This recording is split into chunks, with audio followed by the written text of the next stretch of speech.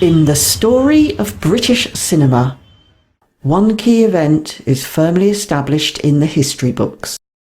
The first film screening on British soil took place at a former theatre located at 307 Regent Street in London. Agents for French film pioneers the Lumiere brothers demonstrated their early motion picture equipment on a cold February day in 1896, sowing the seeds of what would become the British film industry. Now owned by the University of Westminster and home to its own elegant movie venue, this site is renowned as the birthplace of British cinema and a place of pilgrimage for movie lovers and historians from around the world. Unfortunately, this version of British cinema history is misleading.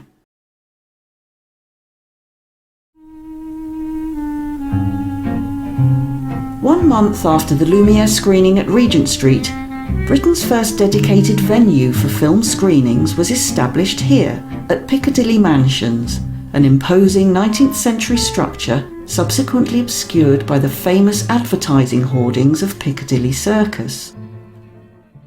Ironically now dominated by motion picture screens deployed as gaudy advertising space, this building was established as a movie venue by a man who had no real interest in the commercial exploitation of film, but was instead deeply enthralled by the scientific potential of the medium, and who, paradoxically, was also later responsible for cinema's very first filmed advert.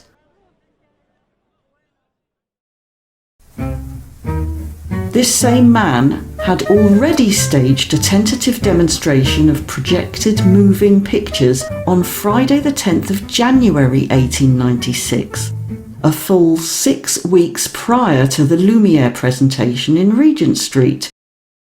That event took place here, in New Barnet, for the enthusiasts of Lionsdown Photographic Club, which was based at the Lytton Assembly Rooms, on this site. Is this then the true birthplace of British cinema? And who was the man responsible for these pioneering film screenings in Barnet and Piccadilly?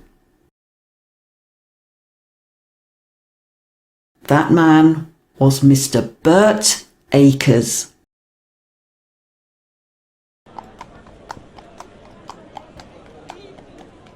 Birt Acres was born in America on the 23rd of July 1854 in the industrial town of Richmond, Virginia.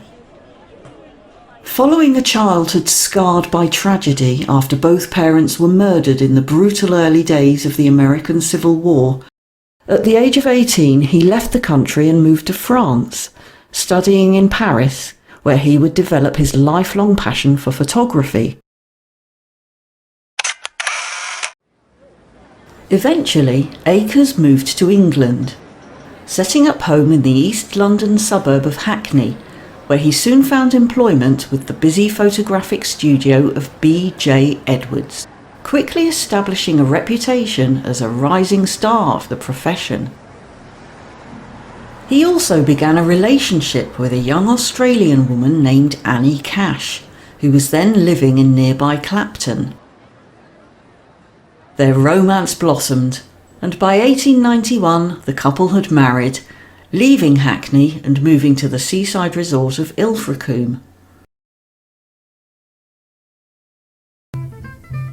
But his insatiable thirst for innovation soon found him experimenting with various photographic techniques in the hope of simulating movement through the rapid sequencing of individual frames of film.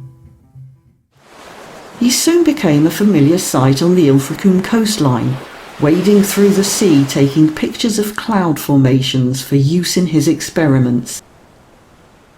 This led to the development of an early slide changer, along with a new and groundbreaking process to produce large format photographic prints.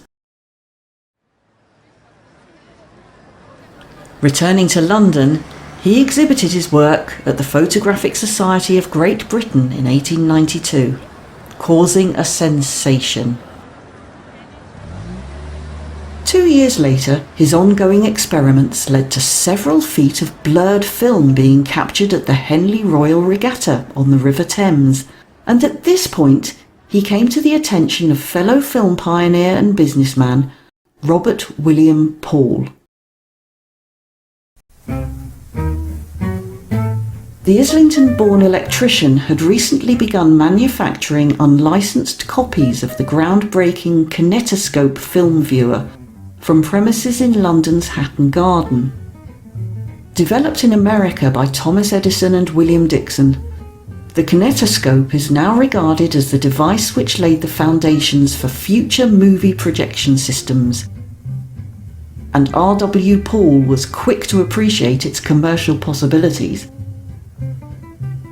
The marketing of his pirated contraption was, however, somewhat limited by a lack of available viewing materials, aside from bootleg copies of Edison's own films imported from the United States. R.W. Paul resolved to build his own variation of the camera with its own compatible film system. He did so with Birt, a man already overflowing with ideas and designs for the advancement of the photographic medium. The result became known as the Akers-Paul camera and was the first device of its kind to be fully portable, opening a world of possibilities for future filmmaking. The partnership of Akers and Paul immediately flourished, and in 1895 they made their first film, Incident at Clovelly Cottage. This modest initial effort was filmed outside Akers' home in Park Road, Barnet, with starring roles for his wife and newborn son. Despite its rudimentary nature, this tentative first step is now nonetheless regarded as the first original British film production. In the following months, production went into overdrive, and the pair produced a series of groundbreaking short films with cleverly devised scenarios, ranging from the scenic, to the dramatic, to the decidedly ill-advised.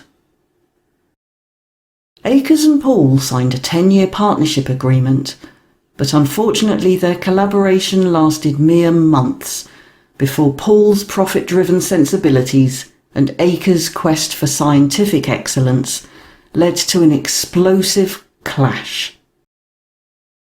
The two men would subsequently cultivate a lifelong mutual loathing, which not only threatened to overshadow their considerable achievements, but also skew the story of British film history for decades to come.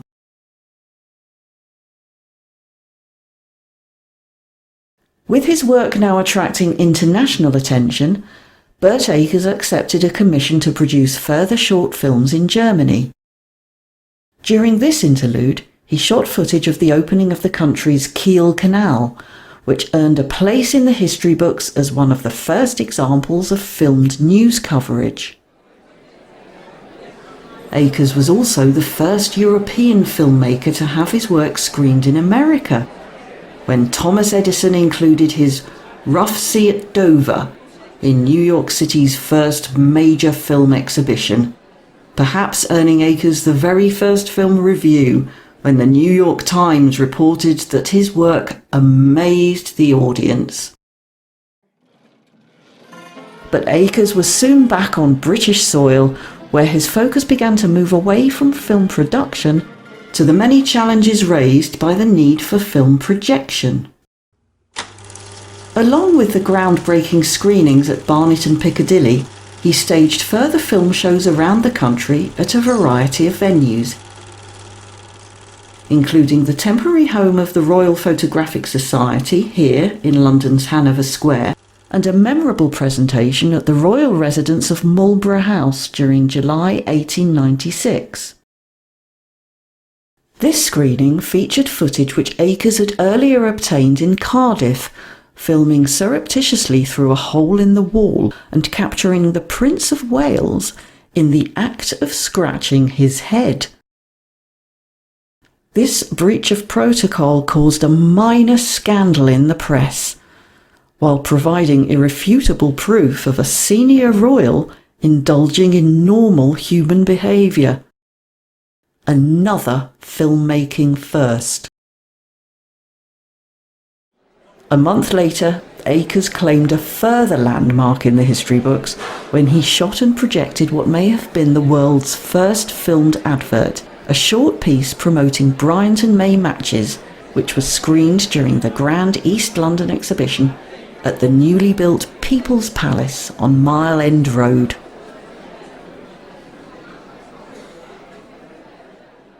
The following year he developed the Birt, an ingenious camera projector for amateur use.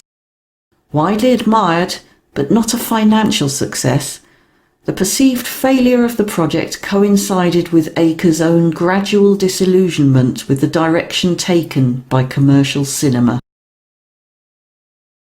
Angered by the medium's growing popularity as a music hall attraction for the masses, he instead argued for its value as an educational and scientific tool, and would embark on numerous lecture tours to communicate his theories.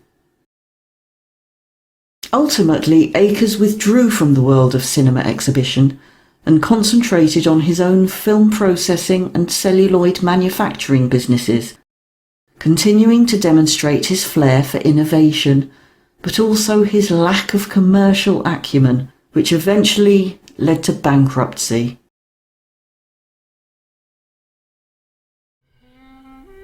In the remaining years of his life, his many important achievements went largely overlooked, and it would be decades before film historians began to reassess his remarkable contributions to the story of British film.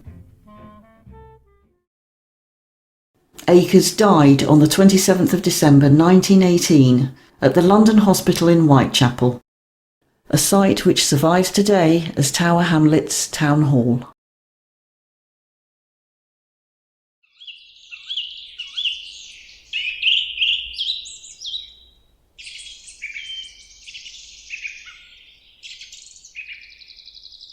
A world away from his unsettled beginnings in the American South and long after his glory years as the photographic wizard beguiling late Victorian London, Birt Akers was quietly laid to rest at Queen's Road Cemetery in Walthamstow, where a modest gravestone affirms his endeavours while giving no real indication of his true status as a powerhouse and trailblazer of early British cinema.